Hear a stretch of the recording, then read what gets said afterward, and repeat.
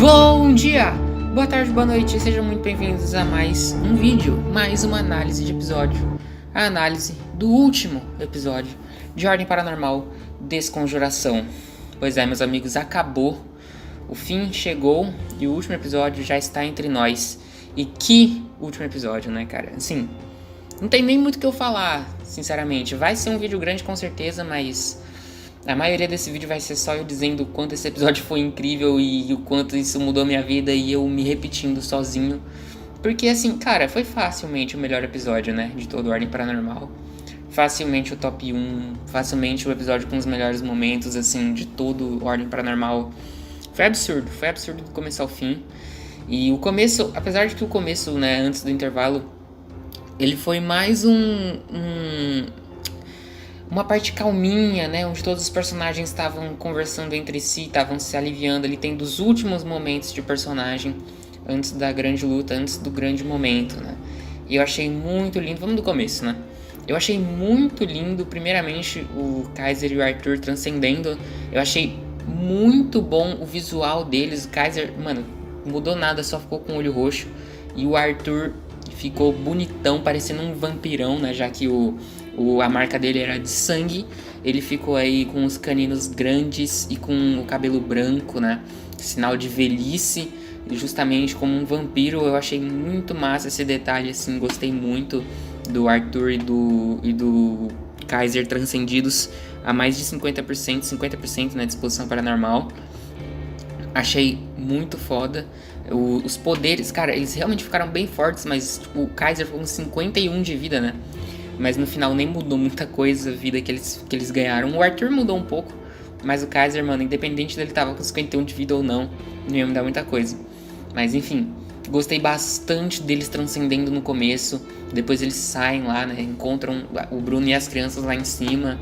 A gente tem ali o Bruno explicando sobre os existidos, não sei o que ele matou todos os existidos e pá.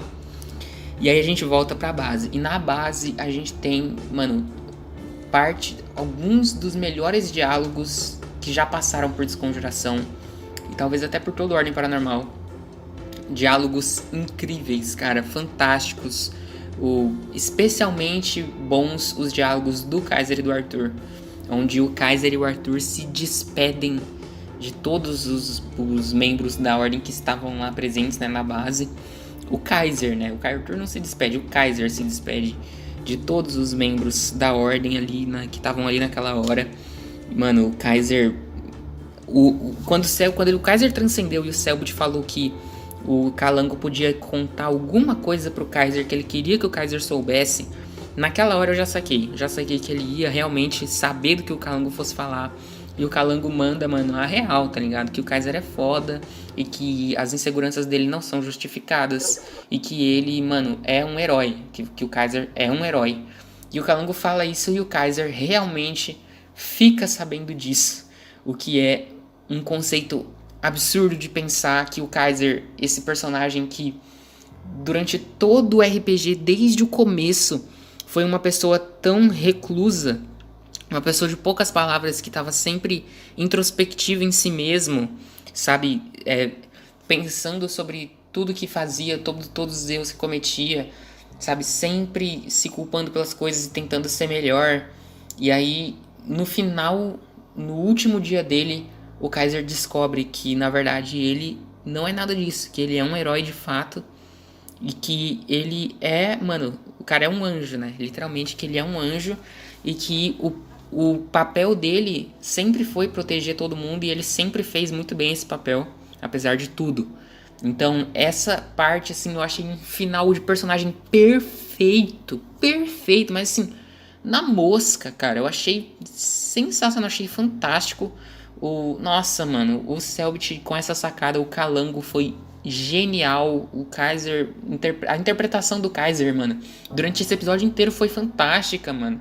Os diálogos dele, confessando o amor dele pela Ivete e pelo Arthur, falando que ele gosta da Agatha, ele realmente se despedindo ali de todo mundo, uma coisa que ele jamais faria. Eu achei tão foda isso, cara. Nossa, eu achei um dos melhores momentos do episódio. E nem tinha começado a luta ainda.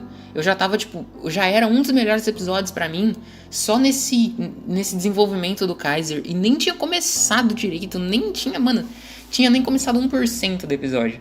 Então eu achei foda demais, demais. O Kaiser subiu muito na minha lista, ele já tava lá no topo de personagens favoritos.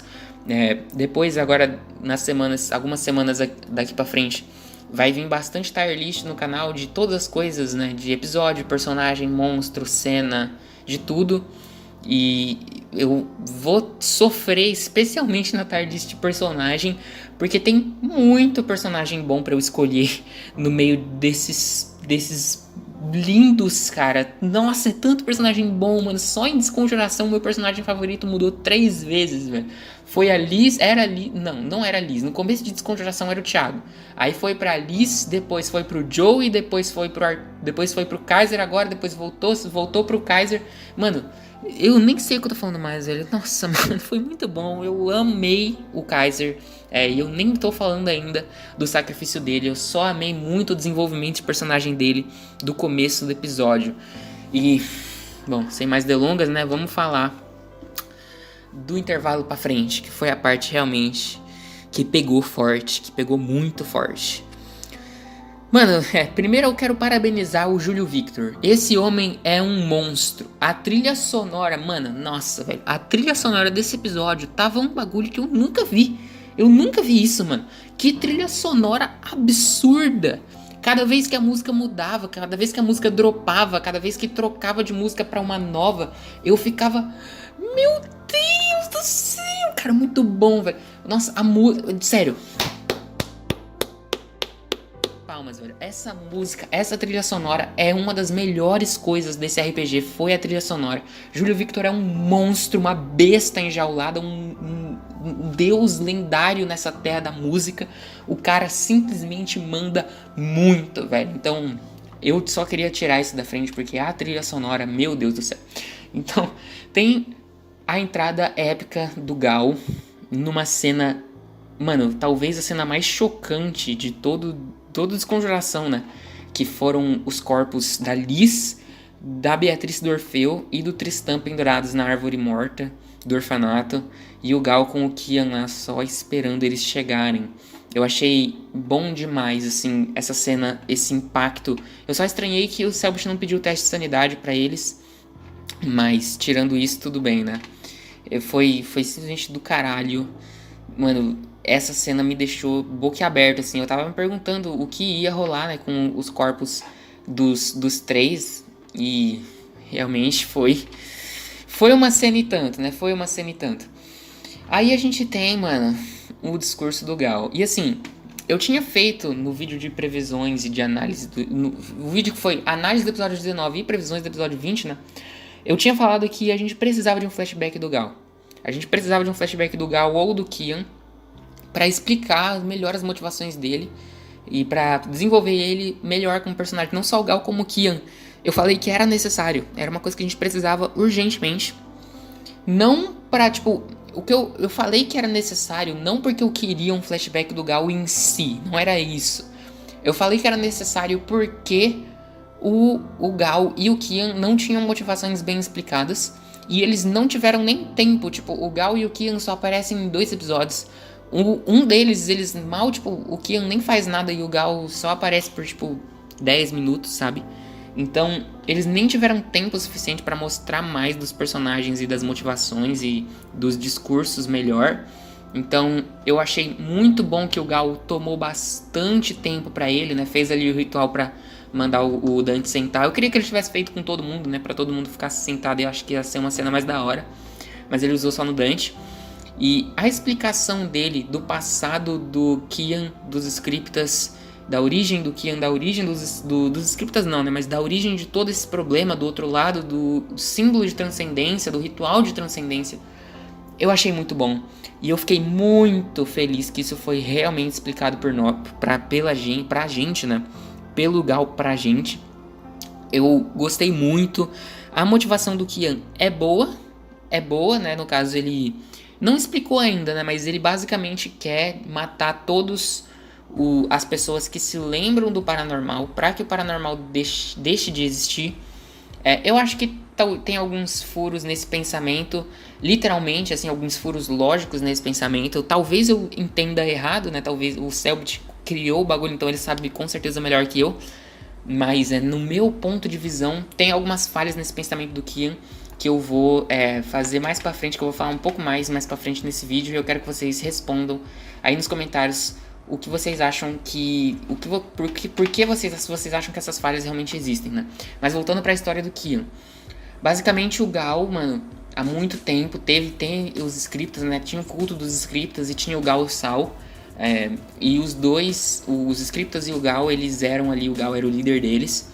E eles saíam por aí, mano, eles eram ocultistas mesmo não sabendo ainda, né? Eles praticavam o ocultismo no sentido de que eles espalhavam o paranormal, espalhavam medo e terror pelo mundo sem saber de fato que eles estavam fazendo isso. E eu fico me perguntando, né? Por que os scriptas eram assim, né? O que aconteceu para existir um culto que tinha o objetivo de espalhar medo e caos pelo mundo e fazer o que eles fizeram com o Kushin, né? O Kushin, que é o Kian, o nome original do Kian, basicamente Kushin, ele era uma criança e pá, que foi sequestrada pelos scriptas e teve ali o pai e a mãe sendo mortos na frente dele de maneira torturosa e totalmente horrenda e desumana. E aí ele foi desenvolvendo exposição paranormal conforme ele foi convivendo com os monstros do pai e da mãe dele, até que ele desenvolveu 100% de exposição paranormal. Ele descobriu tudo sobre o outro lado e não ficou louco. Não ficou maluco por algum motivo, não sei porque ele não ficou louco, não sei se o Selbit explicou isso. Eu vi a live que o Selbit explica mais sobre todos os acontecimentos, né, toda a timeline cronológica e tal, e explica melhor tudo. Mas eu não entendi direito como o Kian chegou a 100% de exposição paranormal e não enlouqueceu. Eu entendi que ele foi meio que a ponte, né? Ele abriu a comunicação entre o outro lado e o nosso mundo. E eu imagino que foi a partir daí que as pessoas começaram a desenvolver a exposição paranormal também, não sei, ou foi a partir daí que o ritual de transcendência começou. Foi a partir daí que o ritual de transcendência começou, e aí as pessoas começaram a poder conversar com o outro lado e se apropriar do outro lado para ficarem mais fortes, né? E aí surgiram os rituais. Então o Kian, basicamente, ele foi o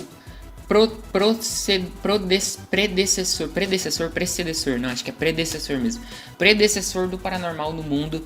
Ele foi o cara que falou com o paranormal pela primeira vez, falou com o outro lado pela primeira vez, e isso é muito louco, né? Esse backstory foi bem legal. E aí a gente descobre que o Kian na verdade odeia o paranormal e que ele quer acabar com o paranormal. E ele esse tempo todo tava buscando poder pra isso, né? Tudo que ele queria era ficar poderoso o suficiente pra destruir o outro lado esse tempo todo. Não destruir o outro lado, mas pra destruir todas as pessoas que se lembram do outro lado, pra que eventualmente o outro lado meio que deixe de existir. Eu gostei bastante dessa motivação dele. Vou falar um pouco dela mais pra frente. Então a gente tem essa aula do Gal, né, sobre o que realmente era o Kian, o que é o Kian, os scriptas, o passado deles lá na época dos Sumérios. Eu gostei bastante. E aí a gente tem a luta, né? E o que falar dessa luta, né, mano? A luta foi foda. Do começo ao fim foi muito foda. A gente tem o Dante, o plot twist do Dante, de que o Dante, ele tinha um bebê no útero da Jasmine. E eu achei isso foda, porque a gente já suspeitava, tinha quase certeza, né, que Dante e Jasmine eram um casal. Mas por essa eu não esperava, né? Um bagulho bem pesado se você parar pra pensar. E bem chocante, foi uma revelação muito boa. Eu já gostava do Dante, depois dessa, mano. Comecei a amar o Dante de fato, assim. Que personagem bom, mano. Que personagem incrível que é o Dante. Impressionante como ele em uma temporada só conseguiu subir lá em cima na minha lista de personagens. Um cara muito foda, um personagem muito incrível. E eu quero muito ver mais do Dante na próxima temporada que está por vir, né? Então a luta, mano, eu não preciso nem falar nada, né? A luta foi incrível, foi a melhor boss fight, eu acho, se pá, de todo do Ordem Paranormal. Desde do começo ao fim foi sensacional. E, mano, eu quero falar um negócio aqui. O Gal tomou 311 de dano. 311, deixa eu repetir pra vocês. 311 de dano. O Impape não tomou 311 de dano, pra vocês terem noção. O Impape não tomou tudo isso de dano. Esse cara tancou 311 unidades de HP. Maluco. Tá ligado? Olha isso, mano. Eu fiz um vídeo há muito tempo atrás,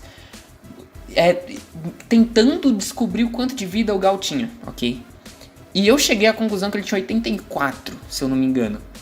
Mas assim, nem fodendo, nem a pau. Mano, eu sei que ele tinha armadura, ok?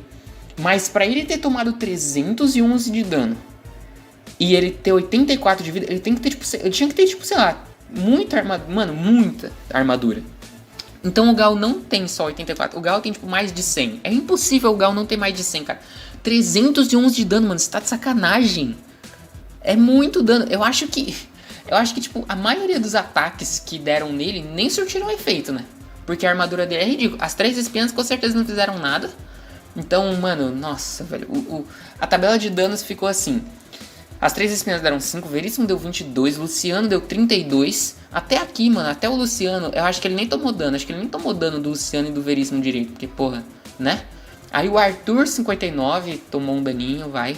Kaiser, 60, Dante, 69, Eren, 70. E aí o Gal deu 171, né, no total. Que deu muito dano nesse maluco. Então, tipo, mano, esse cara tem muita vida. Eu não consigo nem descrever. Eu não consigo nem pôr em palavras isso.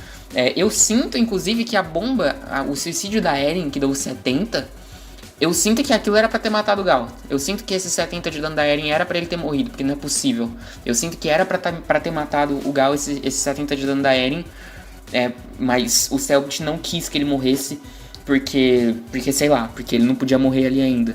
Mas, nossa, velho, eu só consigo imaginar que o Gal teve plot armor e não morreu. Porque 70 é muito de uma vez, considerando que ele já tomou todos esses danos que eu falei antes. Sabe, é ridículo, mano.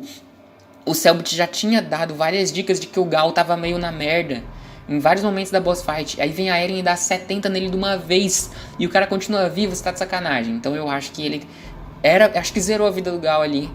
Mas o Cellbit só não fez nada porque o Gal não podia morrer, né? Eu imagino que o Gal não morreu só porque não podia morrer mesmo, porque é muito dano pra ele ter tancado. Eu simplesmente me recuso a acreditar que ele tinha tudo isso de vida, né? A gente claramente também, o Gal é o combatente, né? O Gal claramente é um tanque, ele vai pra cima porque não é possível que ele é um ocultista, né, mano? Convenhamos, ele não pode ser um ocultista. Então ele é claramente um combatente, ele tem foco em combate, né? Ele tem ali a Skirigal, acho que é o nome da arma dele, que tem propriedades de cura também, né, que eu achei massa. Que ele são mais armas de tortura, né? Se ele quiser, elas curam. Então ele ataca e volta e cura, né? Pra o cara continuar sentindo dor ali, poder ser atacado de novo sem morrer. Eu achei legal esse conceito, né? Já que o Gal é bem sádico e tal. Então eu gostei da ideia das armas dele. O design é incrível, né, mano? Não preciso nem falar do design, mano, das armas dele. Que design foda, mano. As armas dele são muito lindas. E de modo geral, eu gostei muito da luta. Fiquei abismado na hora, mano. Eu não percebi, né? Porque muita coisa acontecendo, muita informação pra minha cabeça processar. Eu tava ali no auge da imersão e tal. Então, o Gal, eu nem percebi a vida absurda que ele tinha. Mas, mano, dava pra matar uns 2 Deus da Morte com o dano que eles deram no Gal. 2 Deus da Morte fáceis. Acho que só a bomba da Eren, só o suicídio da Eren matava um Deus da Morte. Porque apesar dela não ter dado 100 de dano, o fogo é mais efetivo, né? Então acho que só o suicídio da Eren teria matado o Deus da Morte. Que nem foi o suicídio do Thiago. E o Gal cagou e andou pra explosão da Eren. Cagou e andou, total, assim, foda-se. Pro Gal não mudou nada. O que é um absurdo de pensar, assim. O cara simplesmente tancou essa merda. O cara tá nem aí, pô. O Gal tancou, falou assim, foda-se. Então, o Gal, eu acho que inclusive, mano, uma coisa que fortalece ainda mais, eu acho que a minha teoria de que o Gal era pra ter morrido é que o Cellbit em momento nenhum revelou a vida do Gal, sabe?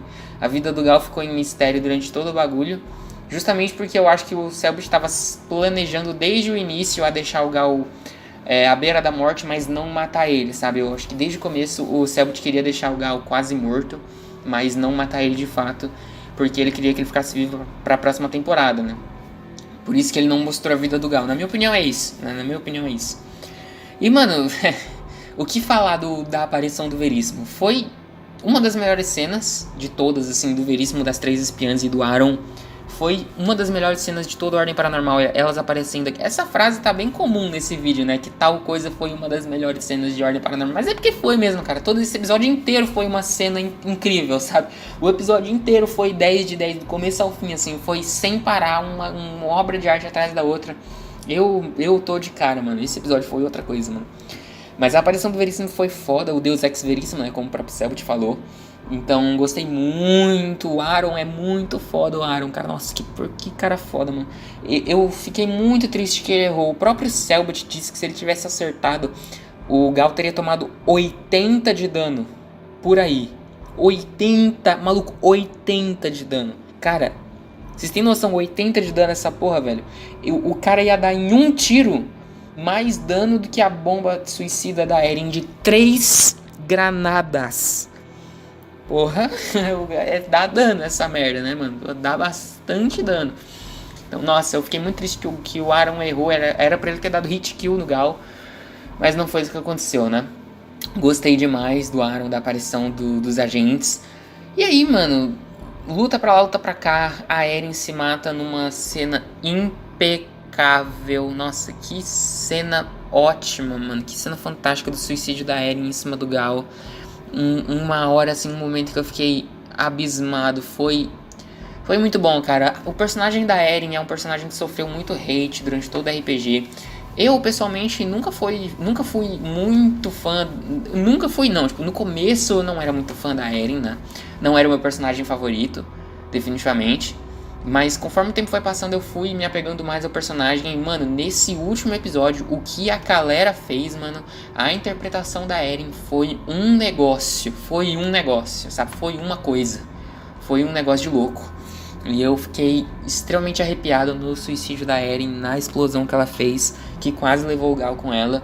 Gostei muito, mano. Fiquei triste que a Eren foi sem levar o Gal. Eu queria que ela tivesse matado o Gal no suicídio dela, mas ela não matou, né? O Gal ficou vivo porque o Selbit quis, provavelmente, né? Então, mano... Inclusive o Veríssimo também teve esse plot armor, né? O Selbit falou que o Veríssimo era pra morrer na explosão da Eren, mas ele não morreu porque o Selbit tem um jogo pra fazer. Então, o Veríssimo vai ser importante, querendo ou não, ainda em Enigma do Medo. O que me faz pensar que Enigma do Medo se passa depois de Desconjuração, né? O que é muito louco. O Veríssimo, então, esse tempo todo tinha plot armor, né? Muito louco isso. O próprio Selbit, não tô tirando do cu isso não, tá? O próprio Selbit falou que o Veríssimo tinha plot armor, né? Eu sou foda. Enfim, gostei muito de toda essa luta. E aí a gente tem o plot twist principal, né, galera? O ápice do episódio, o momento mais uou de todos, assim. Que foi o Luciano ser o Kian esse tempo todo. E eu tenho muitas coisas que eu penso sobre essa cena. Eu não sei se eu quero falar todas agora, porque é um tema bem interessante, mas eu vou falar boa parte. Primeiro de tudo, gostei do plot twist? Gostei. Foi bom, achei que foi bem pensado pelo Selbit. Foi um plot twist legal, assim, a ideia de que o Kian tava entre eles o tempo todo, né? Gostei. Eu acho que definitivamente poderia ter sido melhor. Na minha visão, poderia ter sido melhor. Justamente porque eu acho que a gente não teve pistas o suficiente pra isso, sabe? Foi um plot twist que foi legal, mas a gente não tinha muito como a gente chegar a essa conclusão. A gente não tinha pistas o suficiente que indicassem isso, sabe? Tudo bem. Teve coisas como, o Luciano foi pego pelo viajante e aí o viajante saiu correndo, né? Porque ele viu as memórias do Kian e tal. Ou o olho do Luciano é amarelo, né? Porque o olho do Luciano é amarelo. Ou, por exemplo, sempre que acontecia coisa paranormal, o Luciano aparecia, o Luciano entrava. Por quê? Porque ele precisava ganhar exposição paranormal, porque ele precisava coisar o Kian. Beleza, tiveram essas dicas mínimas, assim, sabe? Mas o problema delas é que muitas dessas coisas podiam ser contra-argumentadas. E não tinha motivo pra gente acreditar que era o Kian, né? Não tinha motivo pra gente dar esse salto lógico. Por exemplo, o viajante saiu correndo do Luciano porque ele tirou um 20 no poder. Na hora que o viajante pegou ele, o Luciano tirou extremo. E aí o viajante não conseguiu fazer nada e saiu correndo porque ele ia ser cercado ali. Então foi isso. Ou os olhos amarelos do Luciano são simplesmente um simbolismo pra ficar mais fácil pra gente saber quando que é o Luciano e quando que é o Fernando, justamente porque o Fernando também tem olhos rosas. E ninguém nunca se perguntou por que o Fernando tem olhos rosas, e isso não tem explicação, pelo menos eu acho que não tem explicação, sabe? Não tem uma explicação pro Fernando ter olho rosa, que nem tem uma explicação pro Luciano ter os olhos amarelos por causa do Kian, né? Não tinha isso. Então essa parte também a gente podia explicar dessa forma. E o bagulho do paranormal, mano, simplesmente a gente podia explicar que o Luciano é um cara protetor, sabe? O Luciano, ele é um militar que quer o melhor pro Fernando, e, pô, se o Fernando fosse tomar a vez nas situações paranormais, ele ia morrer rapidamente, né? E, tipo, o Luciano, ele é um militar, então na maioria das vezes quando aparecia o Luciano era porque tiros aconteciam, né? Então, pô, começou a rolar tiro, o Luciano aparecia porque ele era um militar, porque ele tomava o corpo nessas horas, porque era mais importante. Sabe, então todas essas supostas dicas, entre aspas, dicas que o Selbit deu, não eram realmente perguntas, sabe? Não eram realmente tipo, por que isso? Sabe, tudo a gente tinha uma resposta. Eram umas respostas erradas, mas era totalmente justificável. Não era uma pergunta realmente grande, assim, não era uma coisa que realmente era preocupante pra gente. Não era uma pergunta de fato, sabe? Pra nós. Então, eu achei que faltou um pouco. Principalmente na parte do backstory do Luciano, do Fernando, do Dante, do Leonardo Gomes, do Denis e do Tristan, da Eren, etc. Porque tudo isso, né, todo esse bagulho do Luciano ser o Kian, foi um plano do Leonardo Gomes, que era o Kian, que ele manipulou o Luciano, manipulou o Fernando não, manipulou o Luciano, manipulou o Dante e manipulou também o Denis não, mas ele manipulou o Luciano e o Dante, basicamente, a fazer ali um ritual, um acordo, um ritual, em que o Dante achou que estava salvando a vida do Denis e o Luciano achou que estava salvando a vida do Fernando. Então, o Leonardo Gomes manipulou os dois. Que basicamente o que aconteceu? Eu vou tentar dar um resumo breve, ok? O Dante era uma pessoa muito boa. Aí o Leonardo Gomes chegou assim e falou: tem essa criança chamada Denis e eu quero que você me ajude a salvar a vida dela. Porque precisa salvar a vida dela, porque é uma criança inocente, coitada, tá morrendo. Aí o Dante foi lá e falou: ok, vamos salvar a vida dela então. Aí o Leonardo Gomes falou pro Dante: pra gente salvar a vida dessa criança, a gente precisa dar 20 anos da vida de outros 2 voluntários pra essa criança. E aí entra o Luciano e o Fernando, que o Leonardo Gomes falou pro Dante, falou: não, esses 2 são voluntários que eu achei, que eles vão sacrificar, dar um pouco da própria vida pra salvar essa criança. Então, na parte do Dante, o Leonardo Gomes manipulou desse jeito. Aí na parte do Luciano e do Fernando, o Leonardo Gomes falou o seguinte, o Luciano chegou no Leonardo Gomes pra prender ele, né, porque ele era um ocultista. E o Leonardo Gomes falou assim: olha, eu posso salvar o seu marido, tá fudido no hospital.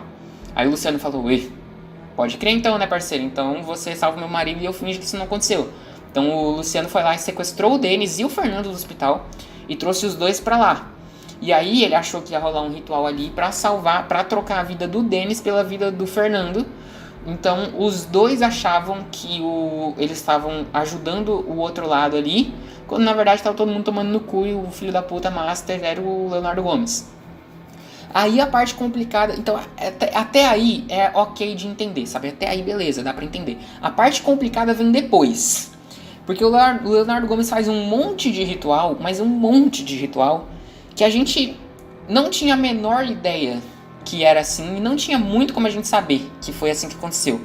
Porque esse backstory, esse acontecimento entre eles, não foi explicado de maneira boa pra gente, assim. A gente sabia que aconteceu um bagulho, a gente sabia que teve um ritual, que o Dante envolveu o Luciano e o Fernando, e envolveu o Leonardo Gomes, e a gente sabia disso.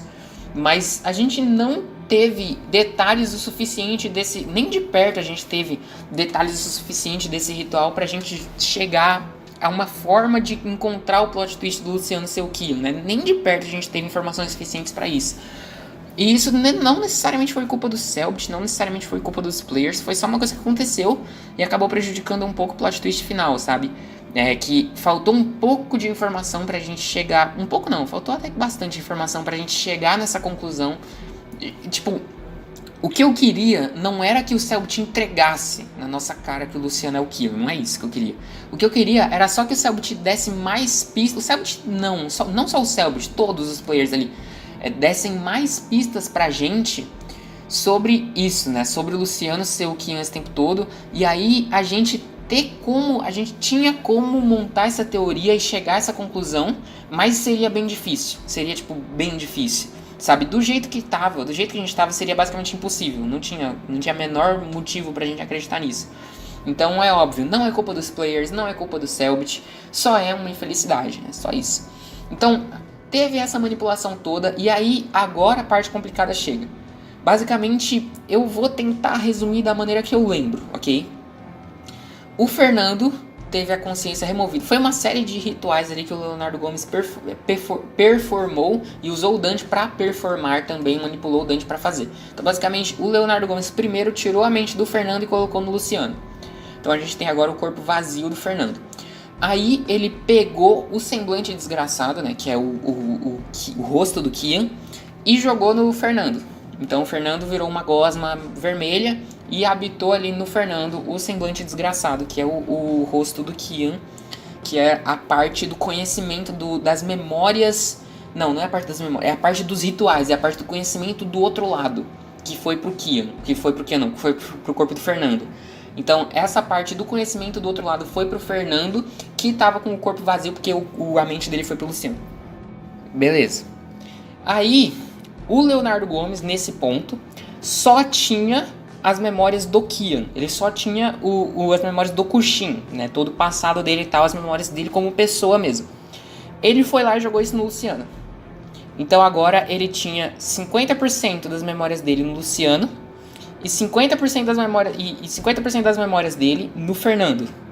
Então ele tinha aí essa separação. No Fernando, no caso do corpo do Fernando.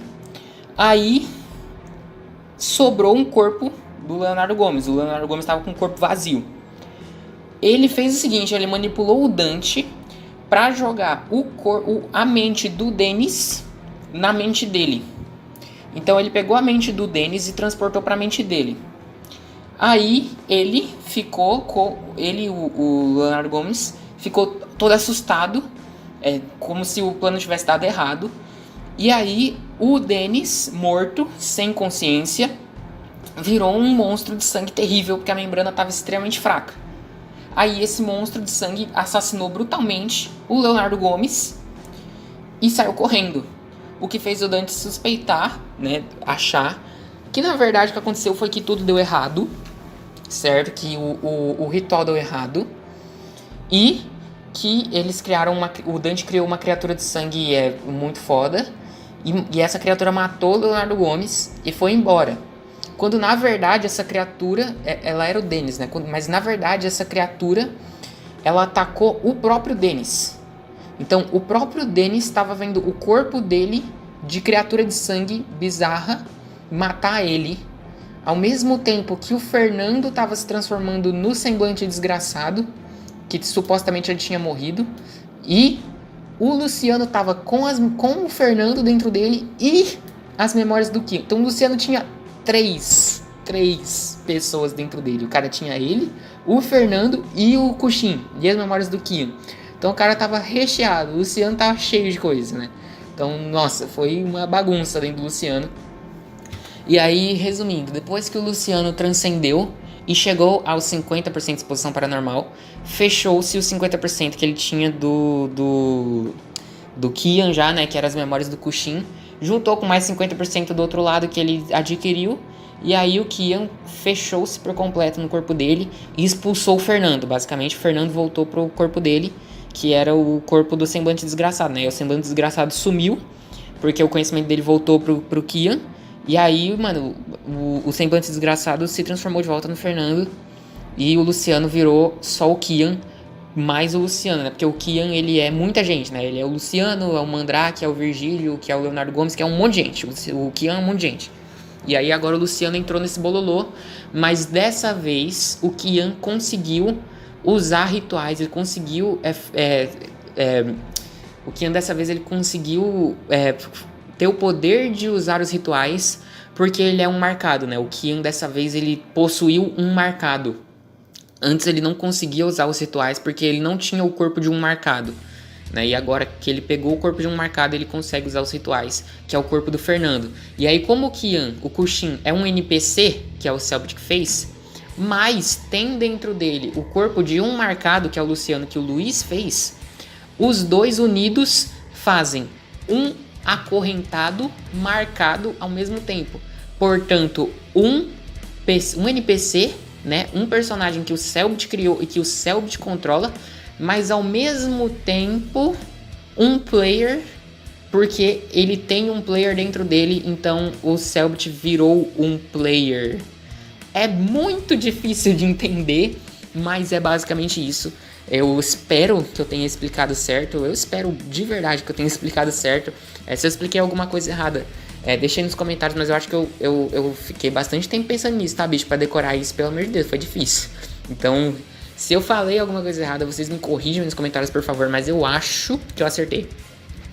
E o que falar, né, mano? Depois que o Luciano vira o Kian, já disse tudo que eu queria sobre esse plot twist, que talvez ele poderia ter sido melhor e tal, mas ainda assim eu gostei bastante. E aí a gente descobre que o Kian, ele tem uma motivação, né? Ele tem um behind the scenes pra ele fazer o que ele faz, que é justamente que ele quer acabar com o paranormal, matando todo mundo que sabe do paranormal.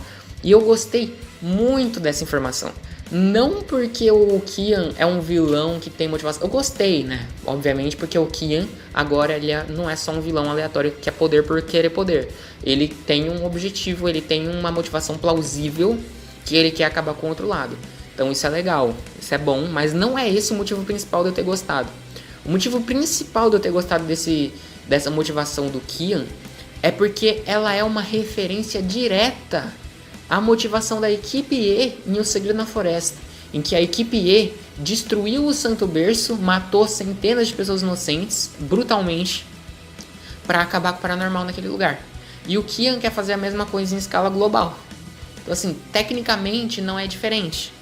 Mesmo assim, os membros da equipe E, dessa vez, estão contra a ideologia que eles mesmos foram a favor há algum tempo atrás.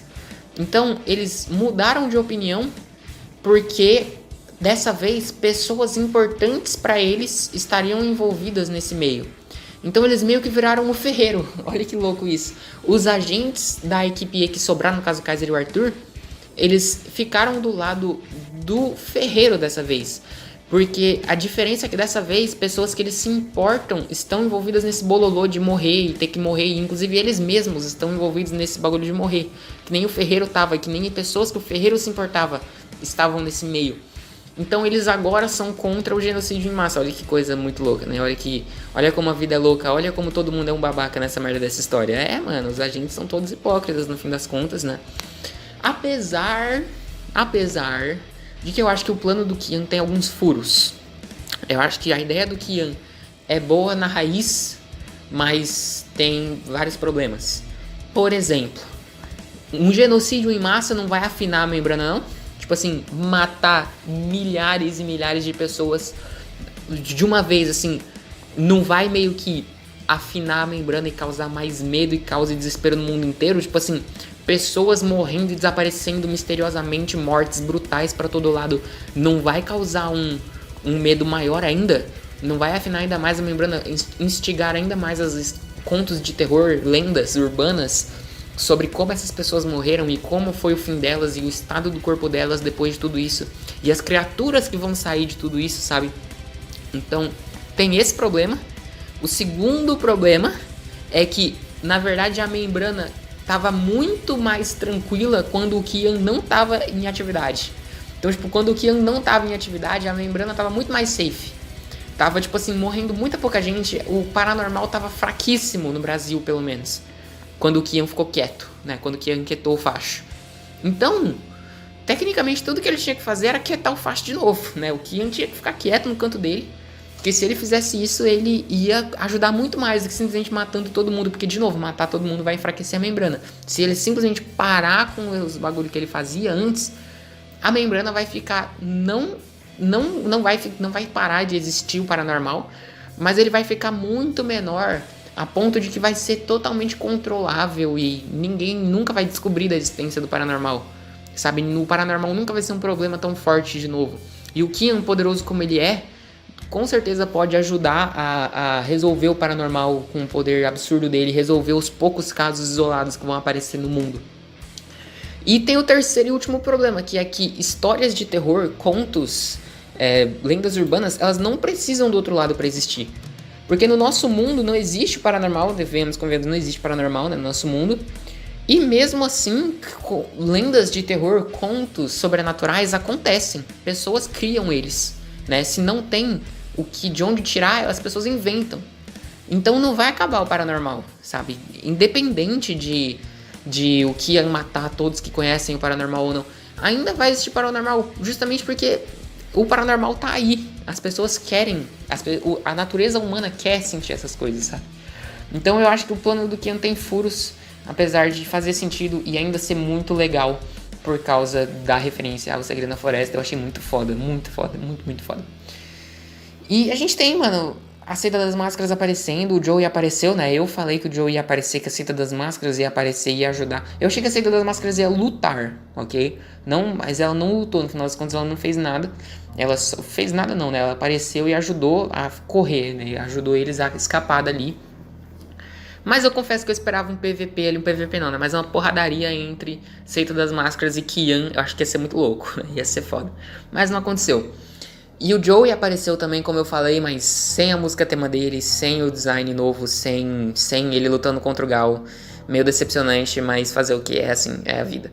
E eu ficaria bem triste pelo Joey não ter matado o Gal. Mas me conforta saber que ambos, o Gal e o Joey, estão vivos. Então essa cena ainda pode rolar, apesar de eu achar que não vai. Ainda pode rolar. Eu acho que esse era o melhor momento pra acontecer, mas enfim, né, é foda. De modo geral, mano, gostei muito de toda a boss fight, de todos esses acontecimentos. E a gente tem Angel of the Night no final do episódio, pra fechar com chave de ouro, né? Eu não vou falar muito sobre o Angel of the Night, porque eu quero falar sobre ele em um vídeo separado, mais ou menos que nem eu fiz com o Joey. Então, mano, de modo geral, muito foda. Esse episódio é muito bom. Eu espero que vocês tenham gostado desse episódio tanto quanto eu. Deixe a sua opinião aí nos comentários, o que vocês acharam desse episódio, o que vocês acharam da minha análise e o que vocês acham do canal de modo geral, mano. O que vocês acham de todo o meu trabalho que eu fiz cobrindo Ordem Paranormal até hoje. Eu fiquei muito feliz quando no vídeo que eu lancei, no último vídeo, que eu falei sobre o futuro do canal e tal. Eu recebi um feedback tão bom, assim, eu fiquei realmente muito emocionado lendo os comentários, de vocês me apoiando, falando que eu tenho que fazer o que eu amo, falando que eu tenho que fazer o que eu acho que eu tenho que fazer, sabe, que eu tenho que fazer o que eu gosto, que não importa o que eu faça, vocês vão assistir do mesmo jeito. Cara, isso dá uma gratificação, isso dá uma sensação de um orgulho tão grande, mano, e eu fico tão feliz, porque mano, de modo geral, velho, muito obrigado a todos vocês, velho. Eu não sei como estaria a minha vida agora se não fosse esse projeto que eu decidi começar, essa necessidade que eu senti de criar um canal no passado. Eu amo muito tudo isso.